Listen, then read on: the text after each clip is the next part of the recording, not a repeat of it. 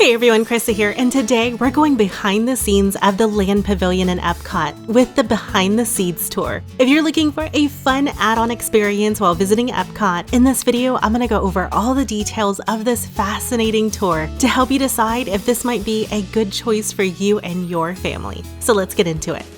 The Behind the Scenes tour is a 1-hour walking tour that takes you backstage to see the greenhouses and fish farms that are a part of the Living with the Land ride. If this is your first time visiting Epcot, Epcot is known for their edutainment rides where you can learn while having fun. And one of their classic edutainment rides at Epcot is the Living with the Land boat ride that's located within the Land Pavilion. On this ride, you'll cruise through greenhouses on a gentle boat tour to learn about the history of farming as well as Disney's innovative growing techniques. You can book the Behind the Scenes tour online or through the app, and the price varies by date. At the time of filming, the price for the tour ranged anywhere between $39 to $45 per person. When it was time for our tour, we checked in at the desk located near the entrance to Soarin' and received our lanyards and met the rest of our group as well as our tour guide. We had about 12 people in total in our group, so you can probably expect about the same for yours. You'll start the tour at the IPM Lab, which stands for Integrated Pest Management. Here, we learned about the common garden pests and how the horticulturalists at Disney managed them. At the Land, they use ladybugs and these tiny parasitoid wasps to control leaf miner flies. We also received a listening device to help hear our tour guide while walking through the greenhouses because they can get a little loud. Next, we looked through the window of the Biotechnology Research Lab for crop improvement. Here is where they develop some innovative growing techniques like growing smaller dwarf plants for use on the International Space Station. This is also where they grow the Mickey's Mini Garden plants that you can purchase at check-in if you want to bring home a piece of the Living with the Land with you. When we were done seeing the biotechnology lab, we entered the first greenhouse, which is the Creative Greenhouse. The Creative Greenhouse is where they show some unusual ideas for growing techniques. While you're in the greenhouses, you'll get to see the Living with the Land ride cruise by, as well as a ton of plants. Every plant in the greenhouse is edible or beneficial in some way and are used in the restaurants on property. Everything is grown with hydroponics, which means that they grow the plants in soilless mediums, and we're able to see this demonstrated with some Brussels sprouts hanging from rods from the ceiling. We also got to meet and learn about Stanley, the Mimosa Paduga, who is a touch-sensitive plant. So it folds up its leaves when touched and will reopen them a few minutes later. Next, we learned about some of the medias that they use to grow the plants, such as rock wool, coconut coir, perlite, and unexpanded perlite.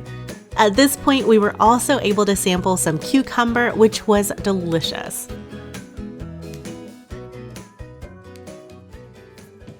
After enjoying the fresh cucumbers, we made our way into the second greenhouse, which is the main production greenhouse.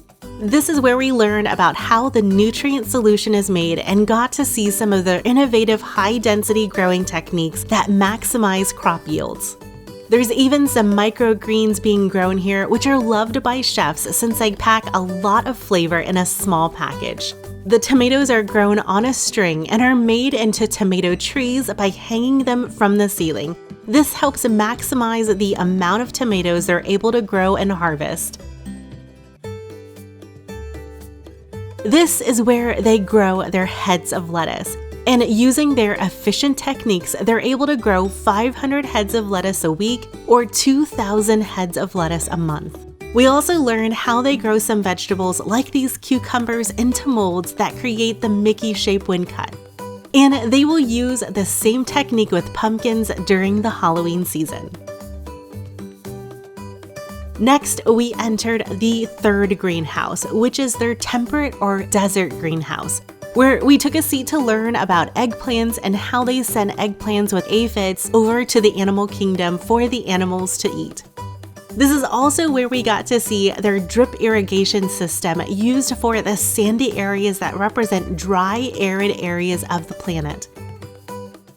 Then we learned how to tell the difference between male and female plants and how they pollinate them in the greenhouses, as well as walking past these massive winter melons that are so big they have to use ropes to support the weight. After that, we saw where they were growing some Carolina Reaper peppers, which are an astounding 2 million Scoville units hot.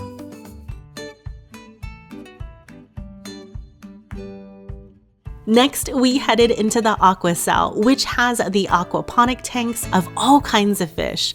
In here, we saw their freshwater shrimp and learned about the sustainable sources of fish to help minimize harmful environmental impacts. Then we got a chance to feed their tilapia with some food pellets.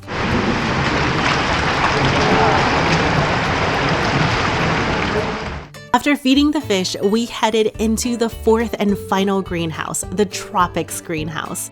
Some of the tropical fruits you'll see here include bananas, olives, star fruit, cacao, jackfruit, pineapple, and a spice garden.